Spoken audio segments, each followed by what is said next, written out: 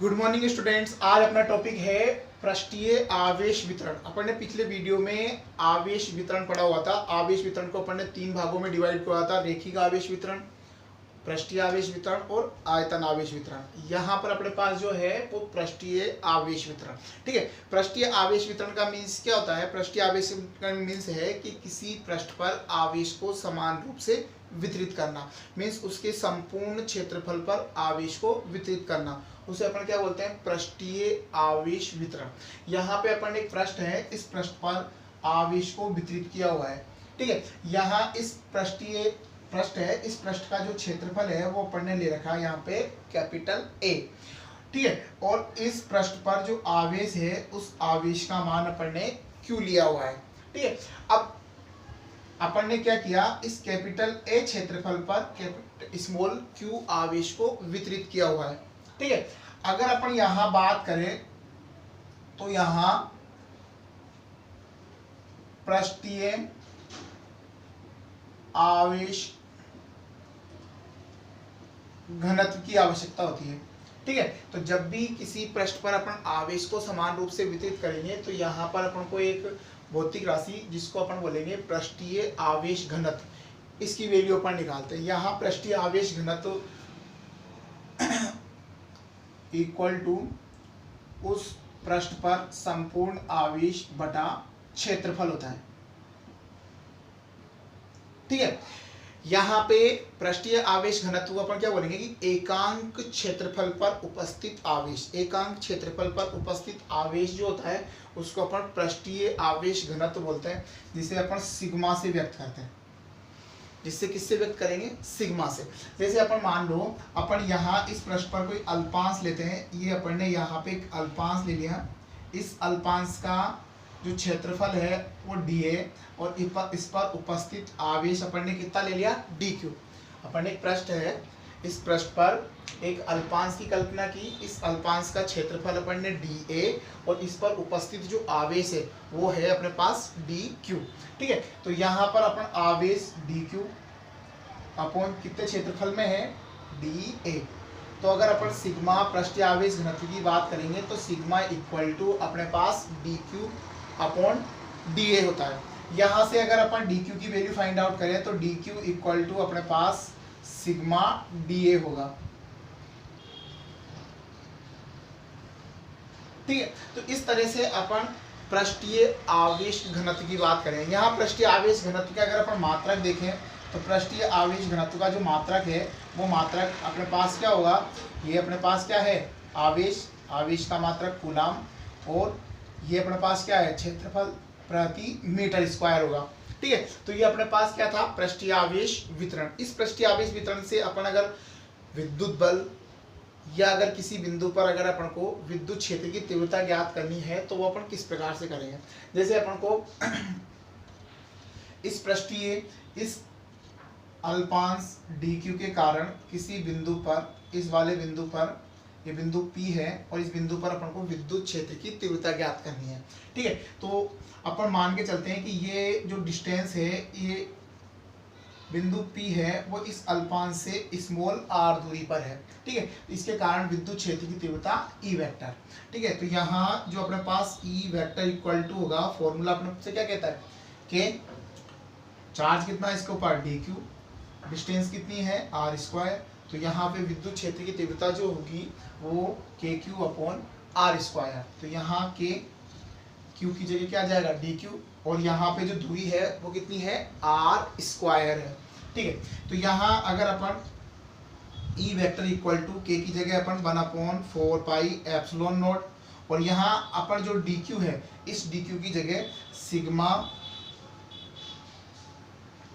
dA put कर सकते हैं। ठीक है, और ये अपॉन r स्क्वायर। एक बात अपन को यहाँ देखनी है कि यहाँ पर जो आवेश है वो अल्प है, तो इस अल्प आवेश के कारण इस बिंदु P पर जो विद्युत क्षेत्र आएगा वो भी कैसा होगा? अल्प होगा। उस विद्युत क्षेत्र की तीव्रता कैसी होगी? अल्प, जिसको अपन किससे लिखेंगे? dE से लिखेंगे। ठीक है, अगर अपन को इस पे संपूर्ण पृष्ठ के कारण इस बिंदु P पर अपन को विद्युत क्षेत्र की तीव्रता निकालनी है तो उसके लिए अपन क्या करेंगे? दोनों साइड इंटीग्रेशन करेंगे। तो अपन इधर इंटीग्रेशन किया अपन ने तो E वेक्टर, और इस साइड अगर अपन इंटीग्रेशन करेंगे तो यहाँ पे 1/4 pi epsilon naught sigma d A upon r square. तो यहाँ पर जो कांस्टेंट है वो तो क्या होगा, बाहर आ जाएगा। तो यहाँ ई वेक्टर इक्वल टू अपने पास 1/4 पाई एप्सिलॉन नॉट सिग्मा, और ये आर स्क्वायर, और अपन को जो इंटीग्रेशन करना है वो किसका करना है, डी ए का करना है। ठीक है, आपको पढ़ने विद्युत क्षेत्र की तीव्रता अपन को पता है एक सदिश राशि है। ठीक है, तो इसको वेक्टर फॉर्म में कन्वर्ट करने के लिए अपन यहाँ आर कैप का उपयोग करेंगे। ठीक है, तो इस प्रकार से अपन पृष्ठीय आवेश वितरण से विद्युत क्षेत्र की तीव्रता ज्ञात कर सकते हैं। ठीक है, इसी प्रकार अपन आगे चले तो यहाँ पर अपने पास जो आएगा वो आएगा आयतन आवेश वितरण। ठीक है, तो अपन आयतन आवेश वितरण की बात करते हैं। आयतन आवेश वितरण को निकालने के लिए अपन इसी में कुछ मॉडिफिकेशन क्या करते हैं। यहाँ इसके लिए अपन एक आयतन वाला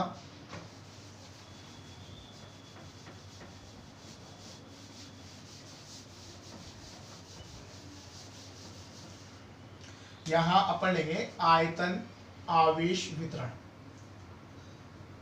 आयतन आवेश वितरण के लिए अपन क्या करते हैं, यहां पर एक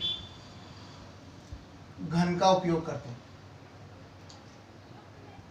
ठीक है, घन है, लंबाई होगी, चौड़ाई होगी, क्षेत्रफल भी होगा और आयतन भी होगा। ठीक है, तो आयतन आवेश वितरण का मीन्स क्या होता है कि आवेश को संपूर्ण आयतन पर समान रूप से वितरित करना, फैलाना, क्या कहलाएगा अपने पास, आयतन आवेश वितरण। ठीक है, आयतन आवेश वितरण के लिए अपन को यहाँ पर आयतन आवेश घनत्व की आवश्यकता होगी। आयतन आवेश घनत्व, तो यहाँ अपन आयतन आवेश घनत्व की बात करेंगे तो आयतन आवेश घनत्व क्या होगा, इस संपूर्ण घन का जो अपने पास आयतन है वो अपन क्या लेते हैं, कैपिटल V, और इसके ऊपर जो आवेश है वो अपन क्या लेते हैं, Q। इसी पर अपन एक अल्पांश आयतन लेते हैं जो है अपने पास dV, और अपन मान के चलते हैं कि इस पर कितना आवेश है, dQ। ठीक है, तो यहाँ पर अपन आयतन आवेश घनत्व की बात करेंगे तो फॉर्मूला क्या होगा अपने पास, आवेश बटे आयतन। ठीक है, तो यहाँ इस आयतन आवेश घनत्व को अपन रो से डिफाइन करते हैं। रो इक्वल टू कितना हो जाएगा अपने पास, dQ y dV। ठीक है, यहाँ अगर अपन इसकी मात्रक की बात करें तो यहाँ इसका मात्रक जो होगा वो कूलाम प्रति मीटर क्यूब होगा। ठीक है, यहाँ अगर अपन dQ निकालें तो dQ इक्वल टू अपने पास रो dV होगा। यहाँ अपने पास जो इसका मात्रक होगा वो कितना होगा, कूलाम प्रति मीटर क्यूब। अगर अपन को यहाँ से dQ की वैल्यू फाइंड आउट करनी है तो अपन क्या करेंगे, यहाँ से इसको क्रॉस मल्टीप्लाई करेंगे। जैसे अपन ने पृष्ठीय आवेश वितरण में निकाला था उसी प्रकार अगर अपन को किसी बिंदु पर यहाँ विद्युत क्षेत्र की तीव्रता निकालनी है, ठीक है, तो यहाँ अपने जो अल्पांश लिया है इस अल्पांश से स्मॉल r दूरी पर अगर कोई पॉइंट है, कोई बिंदु है P, इस पर अपन को विद्युत क्षेत्र की तीव्रता निकालनी है, तो यहाँ विद्युत क्षेत्र की तीव्रता कितनी होगी, dE होगी।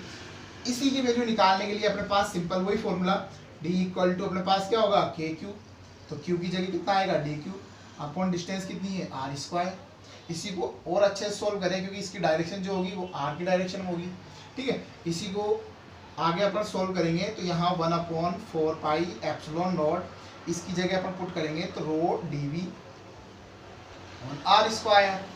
अपन को अगर संपूर्ण जो वस्तु है, इस संपूर्ण आयतन है, इसके कारण निकालेंगे तो अपन दोनों तरफ क्या करेंगे, समाकलन करेंगे तो E vector equal to integration अपन 1/4 pi epsilon naught rho dV upon r square r के। यहाँ अपन को जो बाहर लेना है, जो कांस्टेंट वाली क्वांटिटीज हैं उनको अपन क्या करेंगे, बाहर लेंगे तो रो 4 पाई एप्सिलॉन नॉट r स्क्वायर, और यहाँ इंटीग्रेशन अपन करेंगे dV का, और अपने पास ही क्या जाएगा, r के। तो इस तरह से अपन आयतन आवेश वितरण से विद्युत क्षेत्र की तीव्रता ज्ञात कर सकते हैं। ठीक है,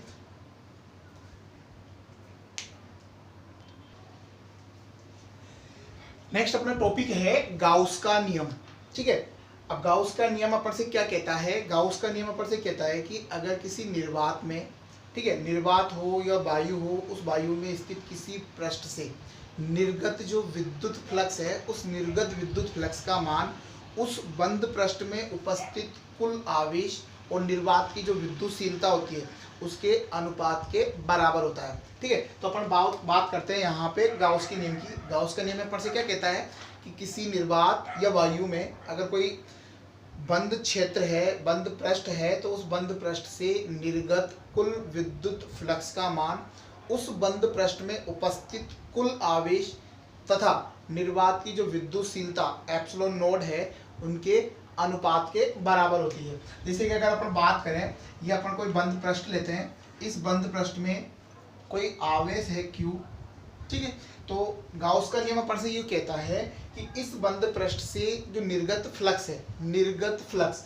तो इससे निकलने वाला जो विद्युत फ्लक्स फाई ई का जो मान होगा वो इस बंद पृष्ठ में उपस्थित कुल आवेश और निर्वात की जो विद्युतशीलता एप्सिलॉन नोड है इनके अनुपात के बराबर होता है। ठीक है, यहाँ पे जो अपन Q लेते हैं, ये Q इस बंद पृष्ठ में उपस्थित कुल आवेश होता है। ठीक है, विद्युत फ्लक्स जो होगा वो बंद पृष्ठ में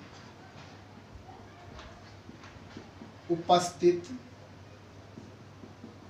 कुल आवेश, और ये क्या होगा, निर्वात की विद्युतशीलता।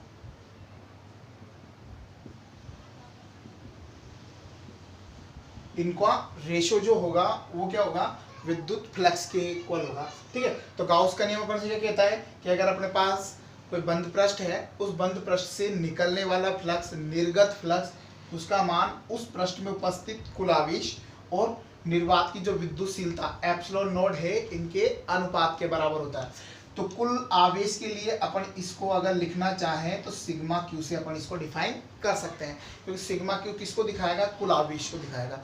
इसका मीन्स ये हुआ कि अपने पास इस बंद पृष्ठ में अपन को जितने भी आवेश दे रखे हैं उन सभी आवेशों का अपन को क्या करना है, बीजगणितीय योग करना है। ठीक है, तो गाउस के नियम की अगर अपन दोबारा बात करें या किसी माध्यम के लिए बात करें तो माध्यम के लिए यही फॉर्मूला अपने पास phi E equal to summation Q upon क्या हो जाएगा, एप्सिलॉन। यहाँ पे एप्सिलॉन जो है वो माध्यम की विद्युतशीलता को दिखाता है। ठीक है, तो यहाँ पर किसी माध्यम में अगर कोई बंद पृष्ठ है तो उस बंद पृष्ठ से निर्गत फ्लक्स, उससे निकलने वाले जो विद्युत फ्लक्स का मान है उस बंद पृष्ठ में उपस्थित कुल आवेश और उस माध्यम की विद्युतशीलता के क्या होगा, अनुपात के बराबर होगा। ठीक है, तो यहाँ पर अपन जब विद्युत फ्लक्स की बात कर रहे हैं वो कौन से की बात कर रहे हैं, निर्गत विद्युत फ्लक्स की बात कर रहे हैं। यहाँ पर अपन ये जो बंद पृष्ठ लेते हैं इसको अपन गाउसियन पृष्ठ बोलते हैं। ठीक है, यहाँ पे जो ये विद्युत फ्लक्स का मान होता है इस बंद पृष्ठ के आकार, आयतन, क्षेत्रफल पर निर्भर नहीं करता। यहाँ पर इससे निर्गत जो फ्लक्स होता है वो केवल और केवल इसमें उपस्थित जो कुल आवेश है उस आवेश पर निर्भर करेगा और उसी के इक्वल होता है। ठीक है, यहाँ पे ये जो फ्लक्स का मान है ये माध्यम की विद्युतशीलता पे करेगा, है ना, माध्यम की विद्युतशीलता पर भी निर्भर करता है और उस बंद पृष्ठ में उपस्थित कुल आवेश पर भी निर्भर करता है। ठीक है, लेकिन अपन ने एक बात कही कि यहाँ पर जो फ्लक्स का मान है वो इसके आकार, आयतन पर निर्भर नहीं करता, इसकी आकृति पर निर्भर नहीं करता। ठीक है, ये बंद पृष्ठ चाहे कैसा भी हो लेकिन उसमें जो कुल उपस्थित आवेश है उस आवेश पर ही निर्भर करेगा कि उससे निर्गत फ्लक्स का मान कितना होगा। ठीक है, अपन आगे बात करें तो यहाँ जो गाउस का नियम होता है वो उन्हीं के लिए लागू होता है जो व्युत्क्रम वर्ग के नियम का पालन करते हैं। ठीक है, तो ऐसे जो व्युत्क्रम वर्ग के नियम का पालन करेंगे तो वहीं ये गाउस का नियम अपने उपयोग में आता है। ठीक है, आगे अगर अपन चले तो जैसे अपन एग्जाम्पल की बात करें, जैसे इसी बंद पृष्ठ में अगर अपन कोई द्विध्रुव लेते हैं, इसी बंद पृष्ठ में अगर अपन कोई द्विध्रुव लेंगे तो इस द्विध्रुव के कारण इस पृष्ठ से निर्गत फ्लक्स का मान शून्य होगा, क्योंकि द्विध्रुव में क्या होता है, द्विध्रुव में दो आवेश होते हैं, दोनों आवेशों का परिमाण समान होता है लेकिन दोनों की प्रकृति भिन्न भिन्न होती है। इसलिए यहाँ पर जो कुल आवेश है इस कुल आवेश का मान क्या होगा, शून्य होगा, जिसके कारण यहाँ से निर्गत फ्लक्स का मान क्या आएगा, शून्य आएगा। ठीक है, तो अपन यहाँ बात करें तो गाउस के नियम में क्या होता है, अगर गाउस के नियम में अगर किसी बंद आकृति में अगर द्विध्रुव है तो उससे निर्गत फ्लक्स का मान क्या होगा, शून्य होगा। इसी प्रकार अगर अपने पास कोई बंद पृष्ठ है और बंद पृष्ठ किसी विद्युत क्षेत्र में स्थित है, जैसे अपने पास विद्युत क्षेत्र है और इस विद्युत क्षेत्र में कोई अपने पास बंद पृष्ठ स्थित है, ठीक है। तो इस बंद पृष्ठ से संबद्ध कुल फ्लक्स का मान जो होगा वो 0 होगा, ठीक है। वो कैसे होगा? वो इसलिए होगा कि इस बंद पृष्ठ में जितना फ्लक्स अंदर प्रवेश कर रहा है उतना के उतना ही फ्लक्स क्या हो रहा है? बाहर निकल रहा है, ठीक है। तो इसका मीन्स क्या हो गया कि इससे संबद्ध जो फ्लक्स का मान होगा वो 0 होगा। आगे अगर अपन और बात करें तो अपन ये कह सकते हैं कि जैसे अपने पास कोई बंद पृष्ठ है और इस बंद पृष्ठ में उपस्थित आवेश पॉजिटिव है, कुल आवेश का मान धनात्मक है, तो धनात्मक होगा, तो इसका मीन्स क्या हो गया कि फ्लक्स कैसा होगा? निर्गत होगा। फ्लक्स कैसा होगा? निर्गत होगा, ठीक है। अगर इसका अपन बात करें कि अगर कोई बंद पृष्ठ है और उस बंद पृष्ठ में कुल आवेश का मान कैसा है? ऋणात्मक है, तो इसका मीन्स ये हुआ कि उसमें फ्लक्स क्या करेगा? प्रवेश करेगा, ठीक है। अगर बंद पृष्ठ में उपस्थित कुल आवेश कैसा है? धनात्मक, तो फ्लक्स कैसा होता है? निर्गत होता है, ठीक है। अगर उस पृष्ठ में उपस्थित कुल आवेश का मान ऋणात्मक होता है तो फ्लक्स कैसा होगा? अंदर प्रवेश करेगा, ठीक है। तो अंदर प्रवेश करने वाले जो फ्लक्स होता है उसको अपन ऋणात्मक फ्लक्स, और बाहर निकलने वाला जो फ्लक्स होता है उसको अपन धनात्मक फ्लक्स कहते हैं, ठीक है। तो यहाँ पर अपने पास गाउस का नियम था जो किसको दिखाता है? पृष्ठ से निर्गत फ्लक्स को दिखाता है, जो किन किन राशियों पर निर्भर करता है? आवेश पर निर्भर करता है और विद्युतशीलता पर निर्भर करता है, ठीक है। तो ये है अपने पास गाउस का नियम। अगले टॉपिक की बात करें अपन, यहाँ अपने पास है गाउस के नियम की व्युत्पत्ति। अपने पास जो गाउस का नियम आया था वो किसी बंद पृष्ठ से निर्गत flux phi E equal to क्या था? उस बंद पृष्ठ में उपस्थित कुल आवेश और निर्वात की विद्युतशीलता के अनुपात के बराबर था, ठीक है। अब अपन इसकी डेरिवेशन करते हैं। तो डेरिवेशन के लिए अपन क्या करते हैं? अपन एक आवेश लेते हैं, जहां अपन ने आवेश ले लिया Q, ठीक है। अब अपन को क्या करना है? इस Q आवेश से जो फ्लक्स बनेगा उस फ्लक्स की कैलकुलेशन करनी है, ठीक है। तो इसके लिए अपन को सबसे पहले गाउसियन पृष्ठ की कल्पना करनी होती है। तो अपन क्या करेंगे? एक गाउसियन पृष्ठ लेते हैं। अपन ने यहाँ पे गाउसियन पृष्ठ लिया और ये पृष्ठ कैसा है? गोलाकार है। यहाँ पर ने गोलाकार गाउसियन पृष्ठ लिया, ठीक है। और यहाँ इस जो गाउसियन पृष्ठ लिया है, इस गोले की जो त्रिज्या है वो अपन ने कैपिटल R ले रखी है। ये इसका सेंटर है O, इसके केंद्र पर अपन कैपिटल या स्मॉल q आवेश स्थित करते हैं, ठीक है। इसके लिए अपन ने क्या किया? एक गाउसियन पृष्ठ लिया जो कैपिटल R त्रिज्या का है, क्या है? गोला है, ठीक है। और इसके केंद्र पर अपन ने क्या किया? एक स्मॉल q आवेश स्थित कर रखा है, ठीक है। अब अपन को क्या है? अब अपन को यहाँ पर इससे फ्लक्स निकालना है, ठीक है। तो फ्लक्स और अपन को इस गाउस के नियम की व्युत्पत्ति करने के लिए यहाँ इस पृष्ठ पर एक अल्पांश की कल्पना करते हैं, ठीक है।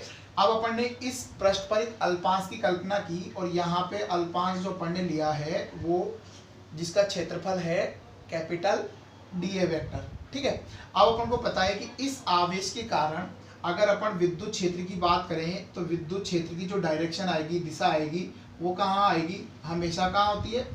आवेश से लंबवत बाहर की ओर। और यहाँ जो विद्युत क्षेत्र है, इस विद्युत क्षेत्र की दिशा भी कहाँ है? लंबवत बाहर की तरफ है, ठीक है। तो यहाँ जो विद्युत क्षेत्र और क्षेत्रफल सदिश है वो एक दूसरे के क्या है? लंबवत है।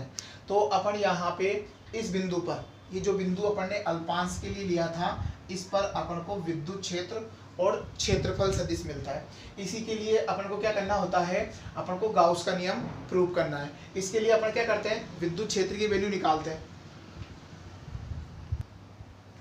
विद्युत क्षेत्र अपने पास अगर देखें तो यहाँ पे अपने पास जो है E वेक्टर इक्वल टू अपने पास जो आएगा वो 1/4 पाई एप्सिलॉन नॉट, चार्ज कितना है? आवेश कितना है? Q, डिस्टेंस कितनी है? कैपिटल R स्क्वायर, ठीक है। इसकी दिशा की बात करें तो इसकी दिशा क्या आएगी? इसकी त्रिज्यीय दिशा में होती है, ठीक है।